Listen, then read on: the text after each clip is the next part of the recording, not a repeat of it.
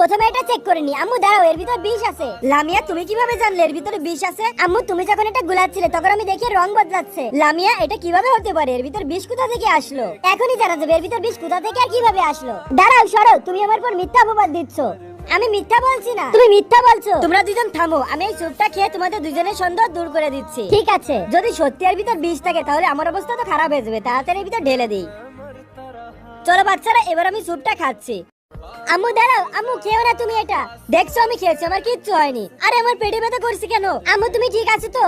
লামিয়া আমাকে মাফ করে দিও, আমি বুঝতে পারিনি যে সত্যি ওর ভিতর বিষ থাকবে। আম্মু তুমি ওঠো, চলো আমি তোমাকে হসপিটালে নিয়ে যাচ্ছি। খুব সুন্দর কাজ করেছো। আম্মু তোমার কিচ্ছু হবে না।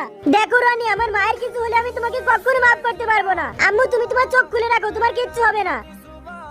আরে এসব হলো কিভাবে? কে আছে রোগীর পরিবার থেকে? আপনারা কিভাবে এত অসচেতন হতে পারেন? আপনাদের সামনে কিভাবে উনি বিষ খেয়েছেন? ওনার রক্তের প্রয়োজন। ডক্টর আমার পেটে অনেক ব্যথা করছে। আমার তো অনেক ঠান্ডা জ্বর এসেছে। ডক্টর আমি দিব আমার মায়ের রক্ত।